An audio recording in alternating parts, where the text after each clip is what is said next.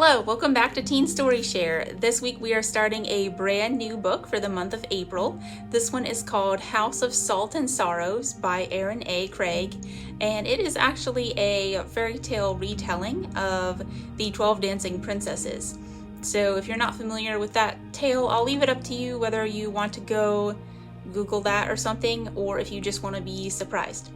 Alright, so we're going to jump right in and we're going to read the first 2 chapters instead of just the first 1 chapter because this takes place in an unusual fantasy world and I want you to get an idea of what it's really like to start off. Chapter 1.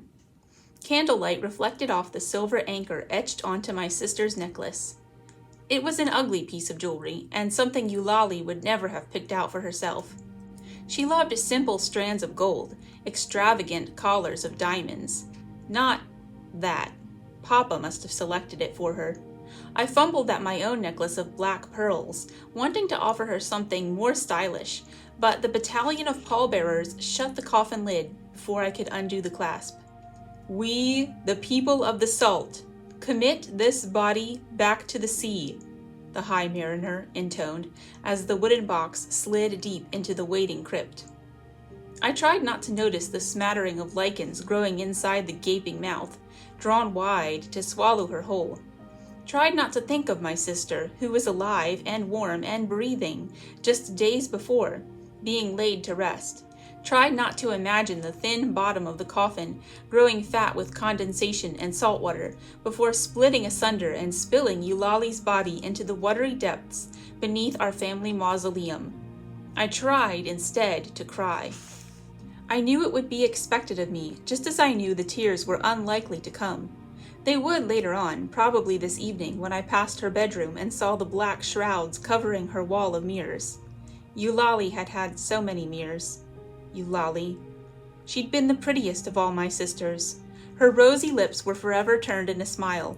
She loved a good joke, her bright green eyes always ready for a quick wink. Scores of suitors vied for her attention, even before she became the eldest Thaumas daughter, the one set to inherit all of Papa's fortune. We are born of the salt, we live by the salt, and to the salt we return, the High Mariner continued. To the salt, the mourners repeated.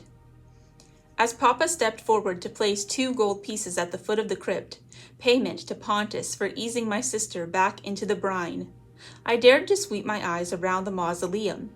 It was overflowing with guests bedecked in their finest black wools and crepes, many of them once would-be beaux of Eulalie. She would have been pleased to see so many broken-hearted young men openly lamenting her. Annaleigh, Camille whispered, nudging me. To the salt, I murmured. I pressed a handkerchief to my eyes, feigning tears. Papa's keen disapproval burned in my heart. His own eyes were soggy, and his proud nose was red, as the High Mariner stepped forward with a chalice lined with abalone shell and filled with seawater. He thrust it into the crypt and poured the water onto Eulalie's coffin, ceremonially beginning its decomposition. Once he doused the candles flanking the stony opening, the service was over. Papa turned to the gathered mass. A wide shock of white streaked through his dark hair. Was it there yesterday? Thank you for coming to remember my daughter Eulalie. His voice, usually so big and bold, accustomed to addressing lords at court, creaked with uncertainty. My family and I invite you to join us now at Highmore for a celebration of her life. There will be food and drink and... He cleared his throat, sounding more like a stammering clerk than the 19th Duke of Salin Islands. I know how much it would have meant to Eulalie to have you there. He nodded once, speech over, his face a blank facade. I longed to reach out to ease his grief, but Morella, my stepmother, was already at his side, her hand knotted around his. They'd been married just months before, and should have still been in the heady, blissful days of their joined life. This was Morella's first trip to the Thaumas mausoleum. Did she feel uneasy under the watchful scrutiny of my mother's memorial statue? The sculptor used Mama's bridal portrait as reference, transmitting youthful radiance into the cool gray marble.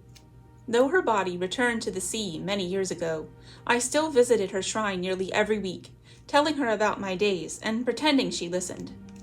Mama's statue towered over everything else in the mausoleum, including my sister's shrines.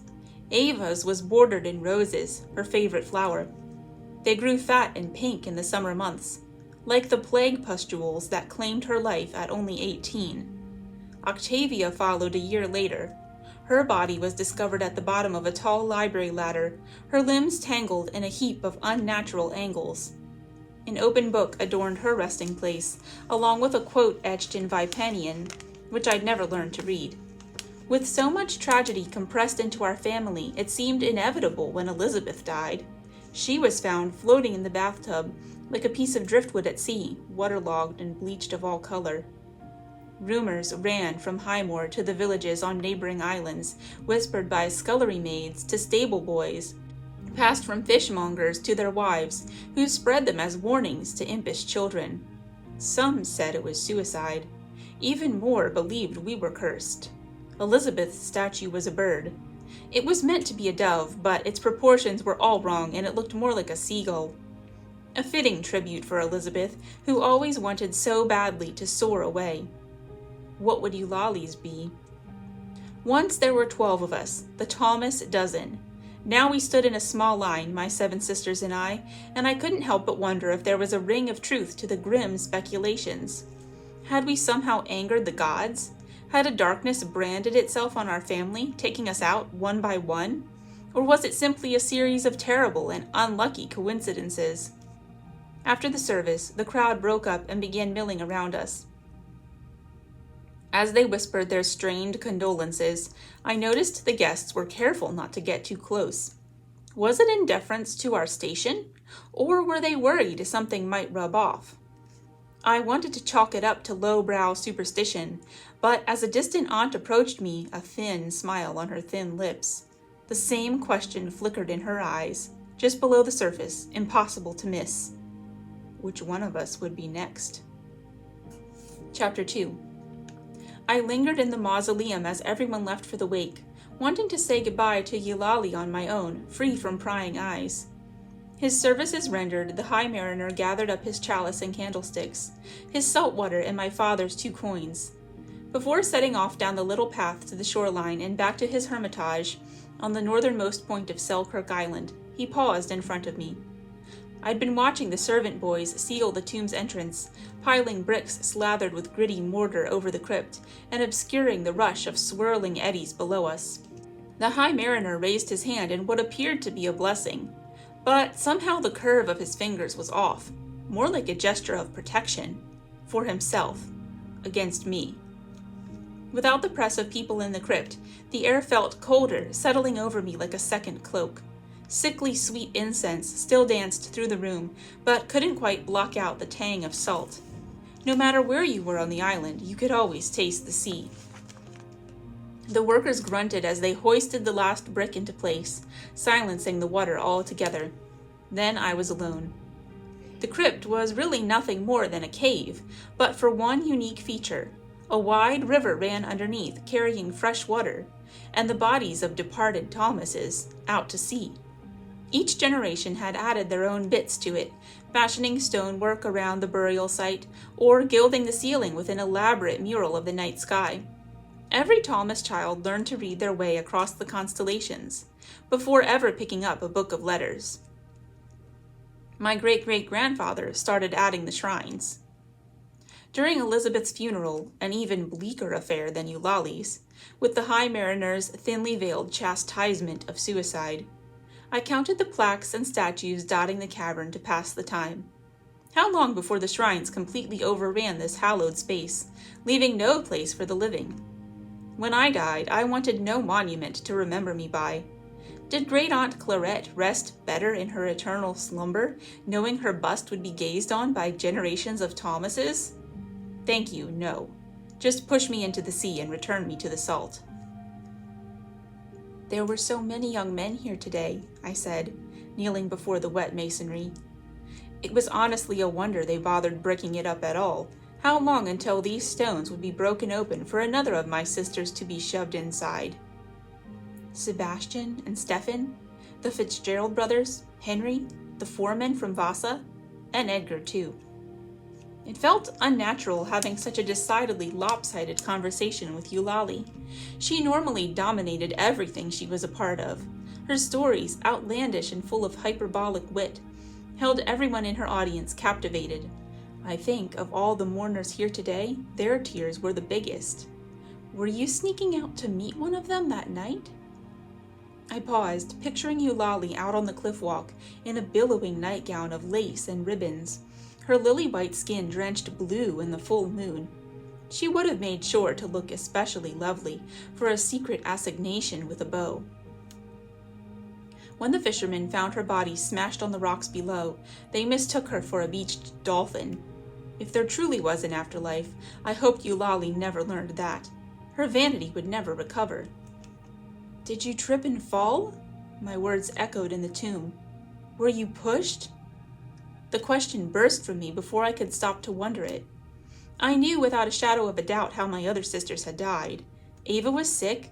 Octavia was notoriously accident-prone. Even Elizabeth. Drawing a short breath, I dug my fingers into my skirt's thick, scratchy black wool. She'd been so despondent after Octavia. We'd all felt the losses, but not as keenly as Elizabeth. But no one was there when Eulalie died. No one saw it happen, just the brutal aftermath. A drop of water hit my nose, and another fell on my cheek as rivulets ran into the crypt. It must have started to rain. Even the sky wept for Eulalie today. I'll miss you. I sucked in my lower lip. The tears came now, pin-pricking at my eyes until they fell freely. I traced an elaborately scrawled E across the stones, wanting to say so much more, to spit out my grief and helplessness and rage. But that wouldn't bring her back. I love you, Eulalie. My voice was no more than a whisper as I fled the cavern. Outside, the storm raged, churning the waves into frothy whitecaps. The cave was on the far side of the point, a peninsula on Sultan, jutting out into the sea. It was at least a mile back to the house, and no one had thought to leave me a carriage. I pushed aside my black veil and began walking. Aren't you forgetting something? Our maid Hannah asked before I headed down to join the wake. I paused, feeling the weight of the older woman's motherly eyes on my back. I'd had to immediately change clothes once I returned. The storm had soaked me through, and, curse or not, I wasn't planning on dying of a cold. Hannah held out a long black ribbon with a look of expectation. Sighing, I let her encircle my wrist with a thin strip, as she had many times before. When death visited a household, you wore a black ribbon to keep from following after your loved one. Our luck seemed so bad, the servants even took to tying the maudlin bits around the necks of our cats, horses, and chickens. She finished tying off the ribbon with a bow that would have been pretty in any other color. My entire wardrobe was nothing more than mourning garb now, each dress a darker shade than the last. I hadn't worn anything lighter than charcoal in the 6 years since Mama passed away.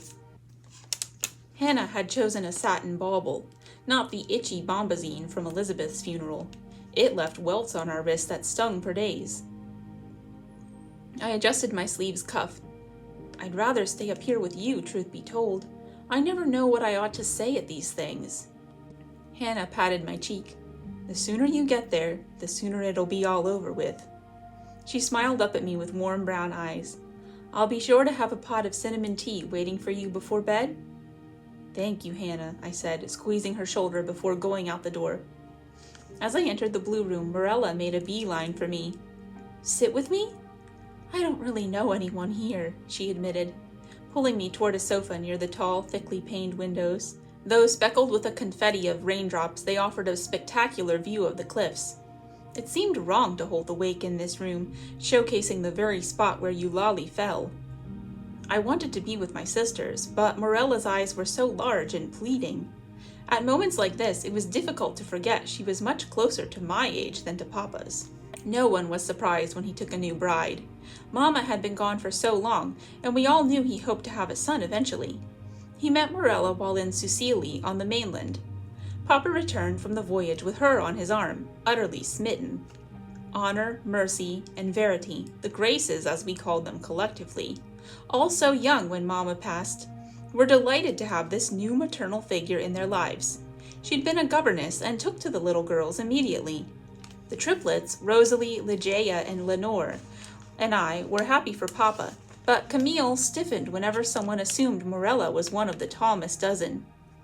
I stared across the room at the large painting dominating one wall. It depicted a ship being dragged into the blue abyss by a kraken, giant eyes enlarged in fury. The blue room held many treasures from the sea, a family of spiny urchins on one shelf, a barnacle-encrusted anchor on a plinth in the corner, and specimens from the Graces' shell collection on any surface tall enough for them to reach. "Are the surfaces always like that?" Morella asked, spreading her skirts across the navy velvet cushions. "So serious and dour." I couldn't help my bemused look. "Well, it was a funeral." She tucked a wisp of pale blonde hair behind her ear, smiling nervously. "Of course, I only meant, why the water? I don't understand why you don't just bury her like they do on the mainland." I caught sight of Papa. He'd want me to be nice, to explain our ways. I tried to allow a trickle of pity into my heart for her. "The High Mariner says Pontus created our islands and the people on them. He scooped salt from the ocean tides for strength. Into that was mixed the cunning of a bull shark and the beauty of the moon jellyfish. He added the seahorse's fidelity and the curiosity of a porpoise. When his creation was molded just so, 2 arms, 2 legs, a head, and a heart, Pontus breathed some of his own life into it, making the first people of the salt. So when we die, we can't be buried in the ground. We slip back into the water and are home." The explanation seemed to please her. "See, something like that at the funeral would have been lovely. There was just such an emphasis on the death." I offered her a smile. "Well, this was your first one. You get used to them." Morella reached out, placing her hand on mine, her small face earnest. "I hate that you've gone through so many of these. You are far too young to have felt so much pain and grief."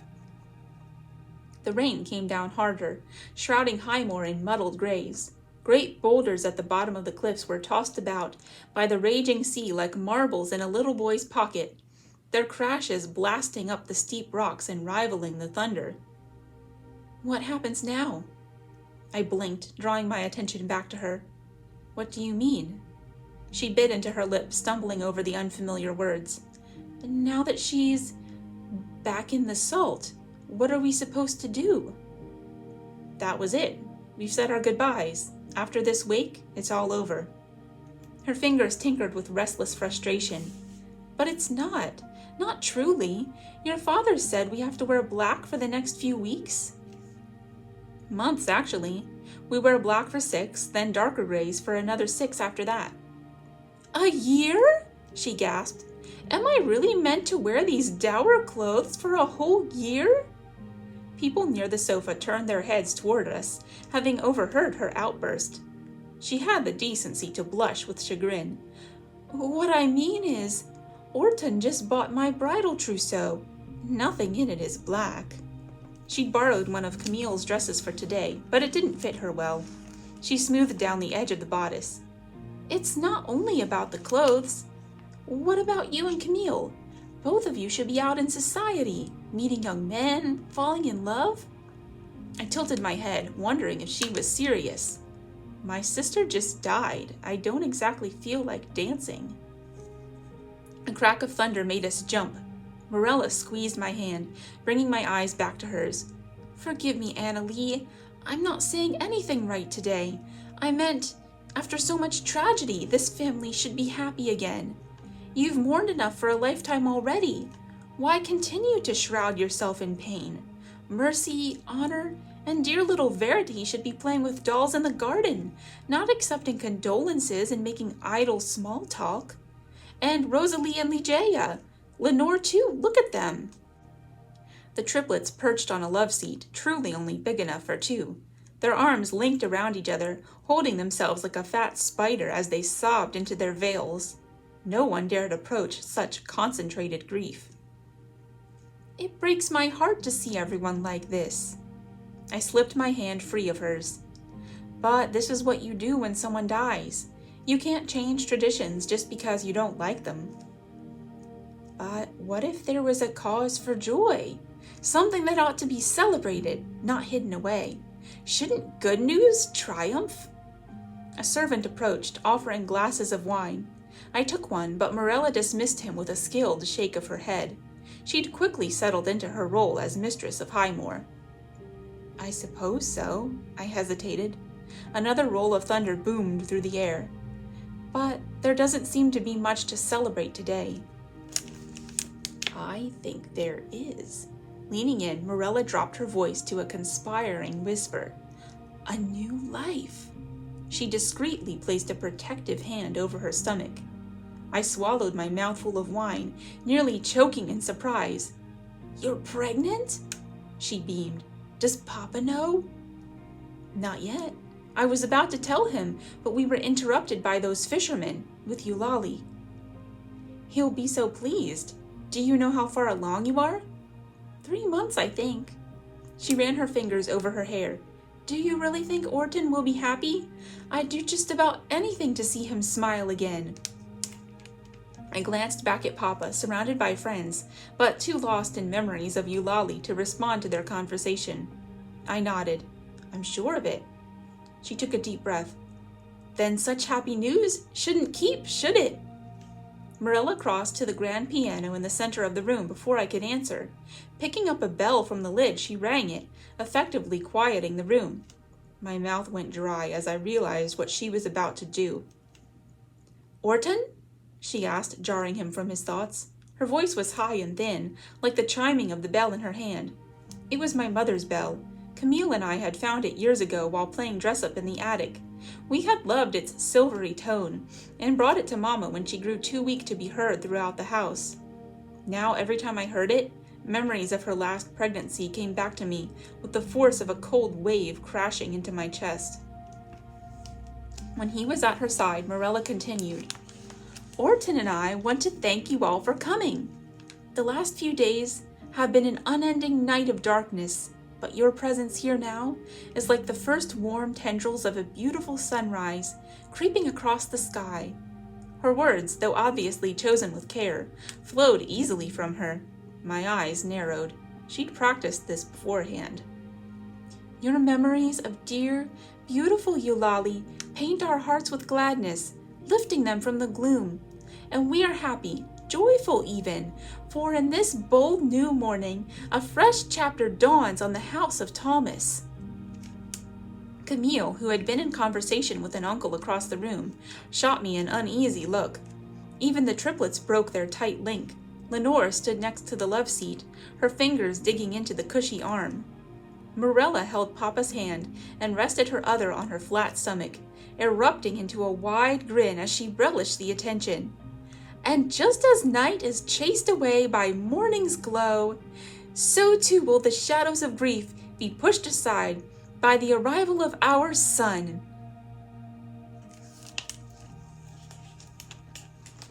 All right, next time we will be reading chapter 3. Come join us to find out what happens next. Have a great weekend. Bye.